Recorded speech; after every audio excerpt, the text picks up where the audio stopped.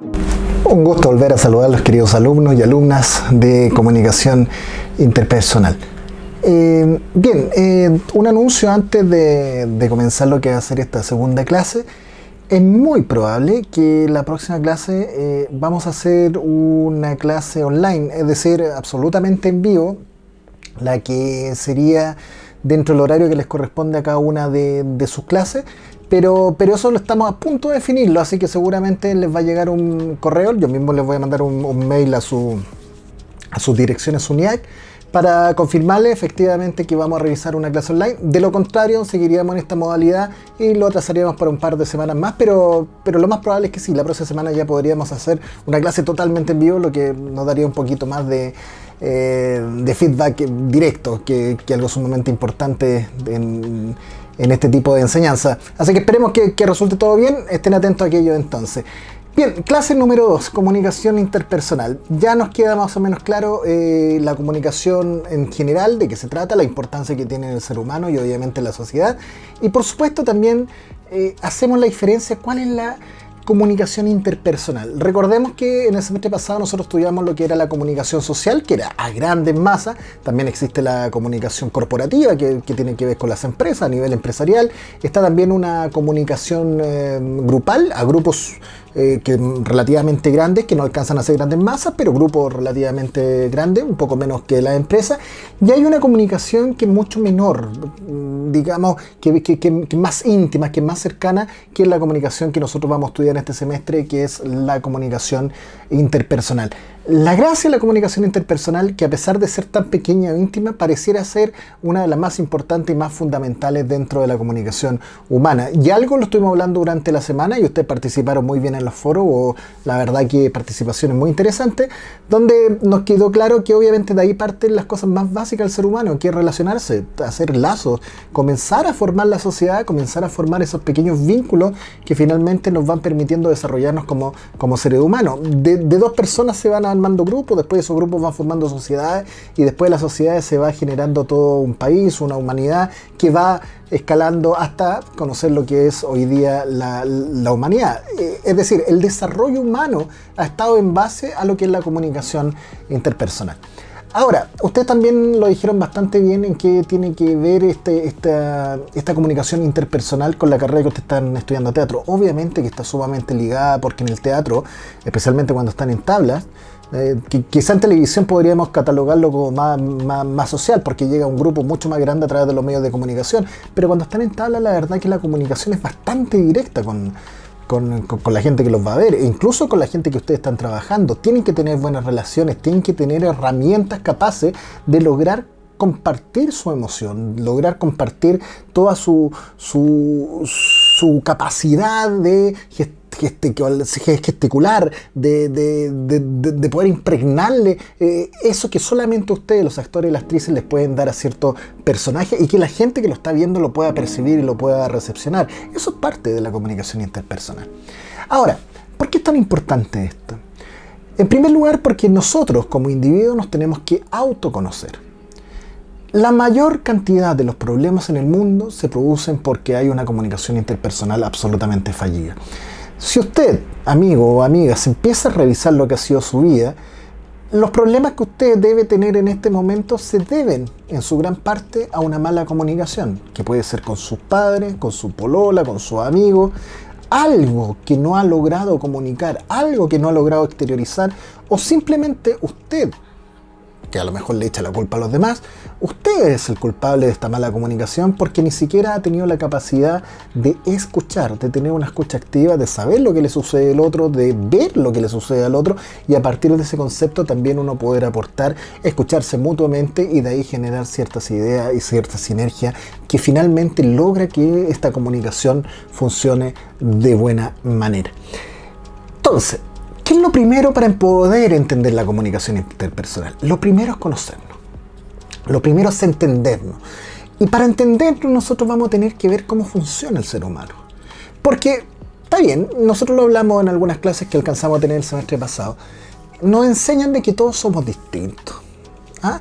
dentro de una igualdad, que tenemos que entender de que no hay grandes diferencias, pero en el fondo nos tratan de que todos tenemos que ser distintos, de que tenemos que mostrar nuestras habilidades, en fin, pero en el fondo somos todos iguales, somos todos seres humanos.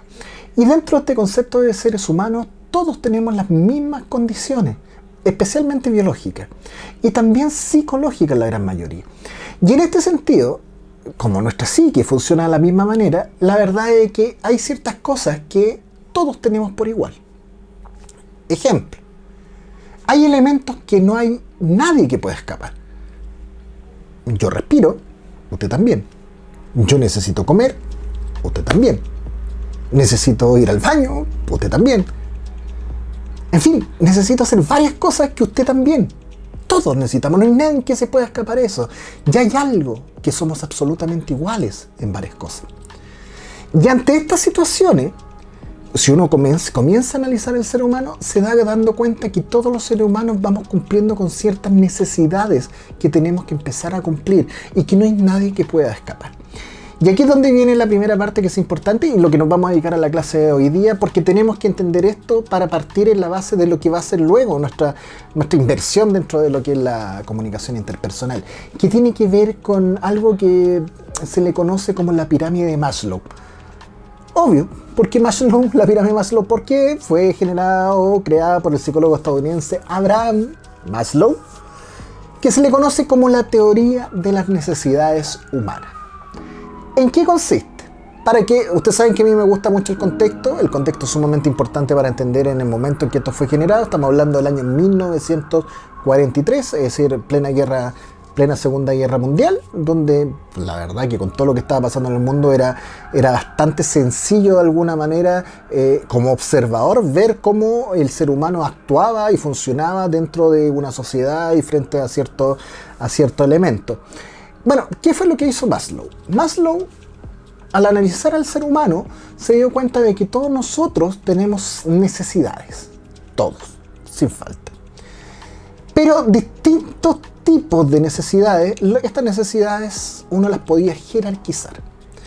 ¿Y a qué me refiero con jerarquizar? Que hay necesidades que son sumamente básicas, que son las primeras que todos tenemos que cumplir, y de ahí uno va escalando hasta finalmente llegar a una de las necesidades más importantes que tiene el ser humano. Y Maslow se dio cuenta que el ser humano o las personas en general tenemos una tendencia innata hacia la realización. Es decir, para escalar el nivel de la pirámide superior, que es la realización personal, debemos primero satisfacer todas las otras necesidades que vienen en las escalas inferiores dentro de esta pirámide que Maslow finalmente graficó de una manera bastante clara. Vamos a verla. La pirámide de Maslow tiene 5 niveles. Obviamente partimos del nivel 1, que una vez que ya está absolutamente satisfecha, podemos ir avanzando al 2, al 3, al 4, al 5, en fin, hasta llegar al quinto, que realmente son muy pocas las personas que logran llegar sin problema al quinto, que es, como les digo, el de la realización. Maslow explica en su teoría además que las necesidades no satisfechas, ojo con esto, que si uno no satisface una de estas líneas o no satisface estas necesidades, influyen directamente en el ánimo y el comportamiento de las personas, ya que las necesidades satisfechas no generan conductas distintas.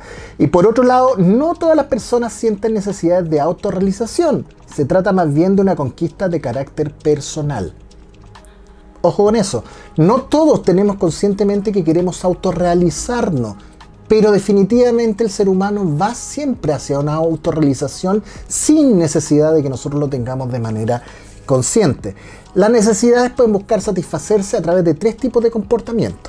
El constructivo, donde además de satisfacer las personas que nos rodean, también se ven beneficiadas. Es decir, yo satisfago mis necesidades y las personas que están al lado mío se benefician con aquello. Por ejemplo, yo tengo una necesidad de vivir en una casa armoniosa y bonita. Bien, logro tener una casa bonita, armoniosa, yo me beneficio de ello y también mi señora y mis hijos también se van a beneficiar de aquello. Entonces tenemos el primer tipo de comportamiento, que es el constructivo, que sería cuando yo me beneficio y también se beneficia las personas que están alrededor mío. Luego viene el destructivo. El destructivo, donde se consiguen satisfacer las necesidades, pero no todo el mundo se beneficia de eso.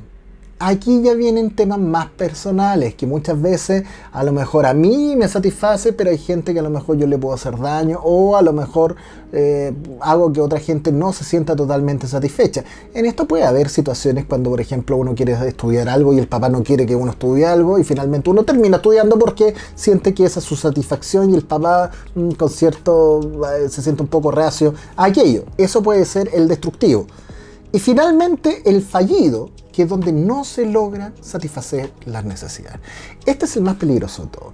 Porque el ser humano que no logra cumplir con satisfacer sus necesidades se convierte en una persona simplemente triste. Se convierte en una persona agria. Se convierte en una persona con rabia, con enojo, molesta.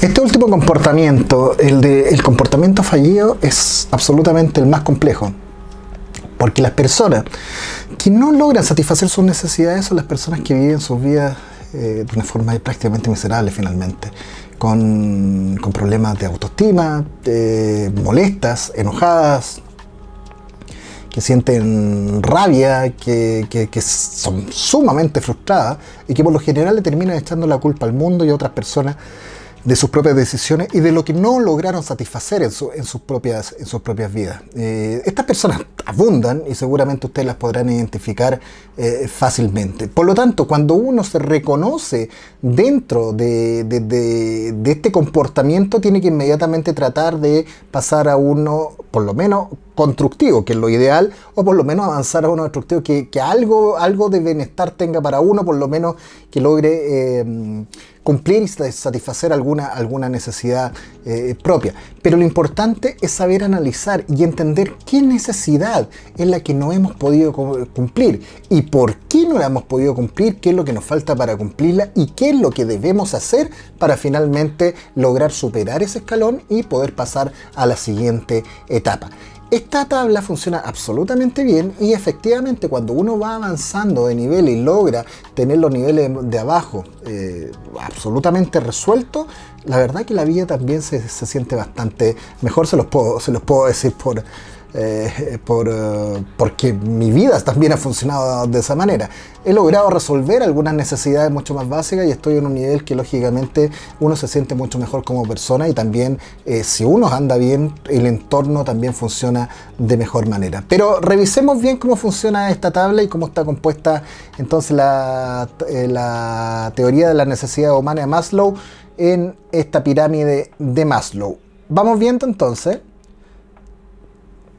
En la parte de abajo tenemos las necesidades básicas, donde entran las necesidades fisiológicas o también las conocidas como básicas, y estas son obviamente las que tienen que ver con la supervivencia, como respirar, beber agua, alimentarse, dormir, mantener regulada la temperatura corporal, el descanso, el sexo también, pero ojo que en esta etapa tiene que ver con un sexo más bien biológico, que es el sexo reproductivo, que es el que nos permite seguir como especie.